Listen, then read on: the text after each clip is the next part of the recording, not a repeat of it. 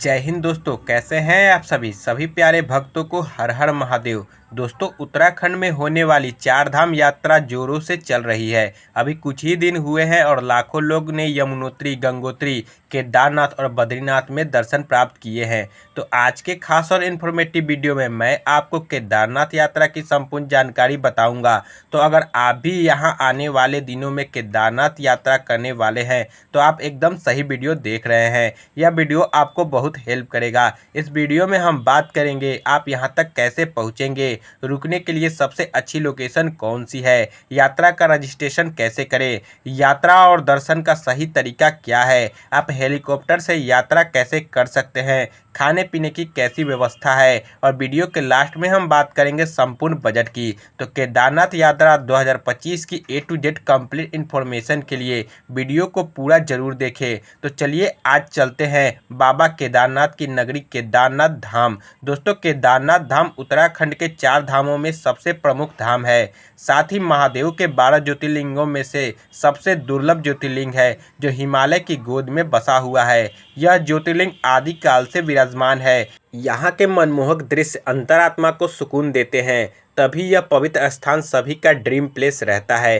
तो चलिए फिर एकदम शुरू से शुरू करते हैं और जानते हैं आप यहाँ तक कैसे पहुँचेंगे। दोस्तों, यह पावन यात्रा हरिद्वार या ऋषिकेश से शुरू कर सकते हैं। हरिद्वार और ऋषिकेश से वेल कनेक्टेड रेलवे स्टेशन है और बस स्टैंड बने हुए हैं। दोनों ही प्लेस से केदारनाथ के सीतापुर बस स्टैंड तक आपको बस और शेयरिंग टैक्सी और प्राइवेट टैक्सी मिल जाती है। बस की बुकिंग आप एक दिन पहले भी कर सकते हैं जिससे आपकी सीट कंफर्म हो जाए। वहीं ऑन द स्पॉट भी बसेस मिल जाती है। हरिद्वार से बस में इस 228 किलोमीटर की दूरी के लिए 550 रुपया और ऋषिकेश से 500 रुपये का चार्ज लेते हैं। शेयरिंग टैक्सी वाले 9 से 10,000 रुपया और प्राइवेट टैक्सी वाले एक साइड का 7,000 से 8,000 और पूरी यात्रा के लिए 4,000 से 5,000 का चार्ज करते हैं। रास्ते में आप देवप्रयाग, श्रीनगर, धारा देवी मंदिर, रुद्रप्रयाग और अगस्त मुनि जैसे पवित्र स्थान देख सकते हैं। बस से इस दूरी को पूरा करने में आपको 8 से 9 घंटे का समय लग जाता है। तो चलिए पहुंच चुके हैं हम लोग सीतापुर बस स्टैंड। बस आपको यहीं पर ड्रॉप करती है। वही अगर आप शेयरिंग टैक्सी या प्राइवेट टैक्सी से हैं तो आप सोनप्रयाग तक आ सकते हैं जो सीतापुर से 1 किलोमीटर आगे है। यहीं पर मल्टी लेयर पार्किंग भी बनी हुई है। तो चलिए सोनप्रयाग पहुंचने के बाद में अब हम लोग बात करते हैं रुकने के लिए होटल कहां पर लेना चाहिए। दोस्तों, अगर आप पैदल यात्रा करना चाहते हैं तो फिर आप सीतापुर, सोनप्रयाग या गौरीकुंड में होटल ले सकते हैं। इसमें भी गौरीकुंड सबसे अच्छी लोकेशन है। यहाँ पर होटल की स्टार्टिंग 1500 से 2,500 में हो जाती है। दोस्तों, सोनप्रयाग में आपका रजिस्ट्रेशन भी चेक किया जाता है। आप चाहे तो ऑनलाइन या ऑफलाइन अपना रजिस्ट्रेशन कर सकते हैं। ऑनलाइन रजिस्ट्रेशन कराना सबसे अच्छा रहता है। आप उत्तराखंड की ऑफिशियल वेबसाइट से अपना रजिस्ट्रेशन कर सकते हैं। वहीं ऑफलाइन की बात करें तो हरिद्वार, ऋषिकेश और सोनप्रयाग में भी आधार कार्ड दिखाकर आप रजिस्ट्रेशन कर सकते हैं। 5 किलोमीटर के लिए बोलेरो सर्विस भी चलती है। इसके लिए आपको सोनप्रयाग में लाइन में लगना होता है। आप सुबह जल्दी उठकर 3 से 4 बजे लाइन में लग जाइए। आप जितना लेट होंगे उतनी ही लंबी लाइन आपको देखने को मिलेगी। तो चलिए बोलेरो में 50 रुपया का किराया देकर अब हम लोग पहुँच चुके हैं दोस्तों गौरीकुंड। गौरीकुंड से ही हम लोग की पैदल यात्रा शुरू होती है। अगर आप गौरीकुंड में स्टे करेंगे तो सुबह आप लाइन में लगने से बचेंगे, इसलिए गौरीकुंड में होटल लेना सबसे अच्छा रहता है। गौरी कुंड में गर्म कुंड भी है जहां पर आप स्नान कर सकते हैं। साथ ही गौरी माता का प्राचीन मंदिर भी है जहां आप आशीर्वाद प्राप्त करके इस पावन यात्रा को शुरू कर सकते हैं। दोस्तों, गौरीकुंड से केदारनाथ मंदिर की दूरी लगभग 20 से 22 किलोमीटर की है। रास्ते में आपको खाने पीने और रुकने के बहुत से ऑप्शन मिल जाते हैं। साथ ही साथ जगह जगह पीने के लिए पानी और टॉयलेट की फैसिलिटीज़ भी मिल जाती है। साथ ही अगर आप पैदल चढ़ाई करने में असमर्थ है तो आप यहाँ पर घोड़े, पिट्ठू और पालकी भी ले सकते हैं। घोड़े वाले 3,000 रुपये का चार्ज करते हैं। पिट्ठू की बात करें तो इसे यहाँ पर डोली बोलते हैं। वेट के हिसाब से रेट रहते हैं। जैसे 70 से 80 किलो के लिए आपको 8,000 से 10,000 देकर केदारनाथ मंदिर के पास तक पहुंचा देंगे। दोस्तों, ऐसे तो केदारनाथ यात्रा का असली आनंद पैदल यात्रा में ही है। यह यात्रा आपकी श्रद्धा, विश्वास और आस्था की परीक्षा लेती है। जगह जगह पर आपके धैर्य और साहस को परखा जाता है।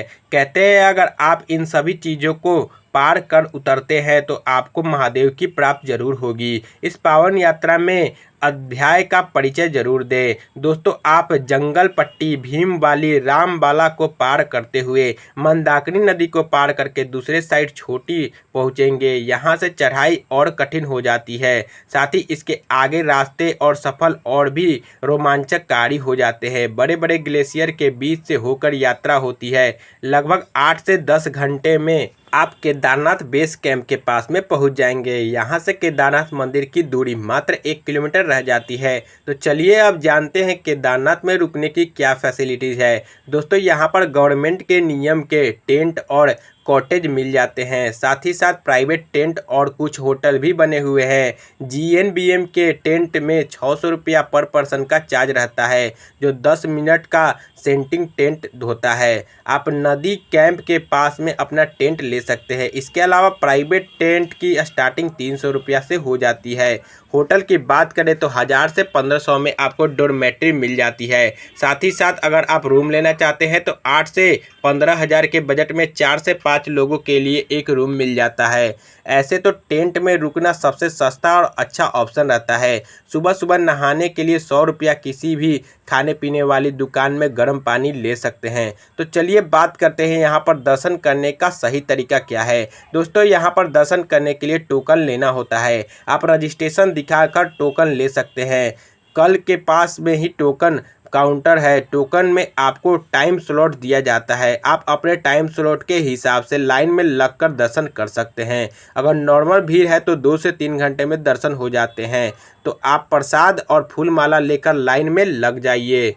मंदिर में प्रवेश कर केदारनाथ ज्योतिर्लिंग के आरोग्य रूप के दर्शन कर जीवन को सफल बना सकते हैं। आप बहुत ही किस्मत वाले हैं जो महादेव के इस अलौकिक दरबार में आए हैं। महादेव आपकी सभी मनोकामनाओं को जरूर पूरा करेंगे। दोस्तों, कमेंट बॉक्स में हर हर महादेव जरूर लिखें। फिर यहाँ पर दर्शन करने के बाद में आप मंदिर के पीछे स्थित भीमशिला के दर्शन जरूर करें। दोस्तों, जब 2013 में यहाँ पर महाप्रलय आया था तब यह शिला मंदिर के पास में आकर रुक गई, जिससे मंदिर को जरा सा भी नुकसान नहीं हुआ। इसके अलावा आसपास जो कुछ बना था सब पानी में बह गया। भीमशिला की पूजा अर्चना जरूर करें। वहीं यहाँ से कुछ ही दूरी पर आदि शंकराचार्य जी की प्रतिमा भी बनी हुई है, वहाँ पर भी आप दर्शन करने जा सकते हैं। दोस्तों, मंदिर के जस्ट पीछे ही छोटा सा पवित्र कुंड है, जहाँ से आप पवित्र जल का आचमन कर सकते हैं। साथ ही साथ इस पवित्र जल को आप अपने घर भी ले जा सकते हैं। दोस्तों, अगर आप हेलीकॉप्टर से यात्रा करना चाहते हैं और आपके पास में दर्शन करने के लिए कम टाइम है तो आप यहाँ पर VIP दर्शन भी कर सकते हैं। मंदिर कमेटी काउंटर से 2000 में आप टोकन ले सकते हैं, जिसमें आप 1 से 2 घंटे में दर्शन प्राप्त कर लेंगे। वहीं आप मंदिर में विशेष पूजा और अभिषेक भी कर सकते हैं। इसके लिए आपको अलग से टोकन लेना होता है। दोस्तों, आप मंदिर परिसर में कुछ देर जरूर बैठे। यहाँ पर बैठकर आपको बहुत ही शांति मिलेगी। साथ ही साथ आप यहाँ पर ध्यान आदि भी कर सकते हैं। तो दोस्तों, आप भी बहुत ही जल्दी प्लान बनाकर महादेव के इस अलौकिक मंदिर में दर्शन करने जरूर आए।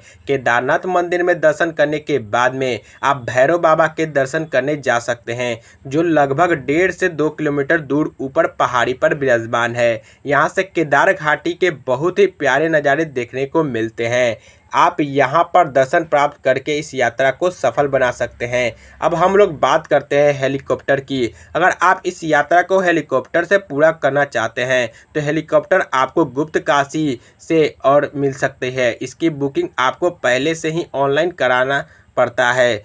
अभी 21 जून तक की बुकिंग फुल हो चुकी है। इसके लिए आप पहली yatra.irctc.co.in से अपडेट लेते रहें। सिर्फ इसी साइट से हेली सर्विस की बुकिंग होती है। तो चलिए अब हम लोग बात करते हैं यात्रा में आपको किन बातों का विशेष ध्यान देना चाहिए। दोस्तों, आप अपने साथ में अच्छे से गर्म कपड़े लेकर आए। आप जैकेट, स्वेटर, मफलर, गर्म inner, cap, shawl, gloves, umbrella और रेन कोट जरूर लाएं। यात्रा के दौरान जगह जगह पर हेल्थ केयर सेंटर भी है। अगर आपको कोई भी प्रॉब्लम हो तो यहाँ पर आप संपर्क कर सकते हैं। सभी सर्विसेज फ्री में रहती है। यहाँ पर चार्जिंग की भी प्रॉब्लम होती है, तो आप अपने साथ में पावर बैंक जरूर केयर करें। वही यहाँ पर ऑक्सीजन की भी प्रॉब्लम होती है, तो आप अपने साथ में दवाइयाँ और कपूर ज़रूर रखें। साथ ही साथ खाने पीने के लिए ड्राई फ्रूट्स भी ज़रूरी रखें। अब बात करते हैं खाने पीने की कैसी व्यवस्था है। तो पूरे रास्ते आपको खाने पीने की दुकान मिल जाएंगे, जहाँ पर आप मैगी, पराठा, राजमा चावल और भी खाने पीने की बहुत से चीज़। केदारनाथ मंदिर के आसपास में कुछ अच्छे होटल और रेस्टोरेंट भी बने हुए हैं, लेकिन यहाँ पर रेट थोड़ा सा हाई रहता है। पानी की बोतल 80 से 100 रुपया का, और सभी चीज़ों के रेट डबल से ट्रिपल रहते हैं। तो चलिए अब हम लोग बात करते हैं यहाँ पर आने का सबसे अच्छा समय कौन सा रहता है। दोस्तों मई और जून, इसके अलावा सितंबर और अक्टूबर यहाँ पर आने के लिए सबसे अच्छा समय रहता है, क्योंकि जुलाई और अगस्त में बहुत ज़्यादा बारिश होती है, इसीलिए आप इस टाइम को अवॉइड कर सकते हैं। बात करें आपके यहाँ पर कितने दिनों का प्लान बनाना चाहिए। दोस्तों आप 5 दिन और 4 रात का प्लान जरूर बनाएं, साथ ही साथ एक दिन एक्स्ट्रा लेकर जरूर चले। तो चलिए बात करते हैं सबसे ज़रूरी क्वेश्चन बजट की, कि कितने बजट में आप इस पावन यात्रा को पूरा कर लेंगे।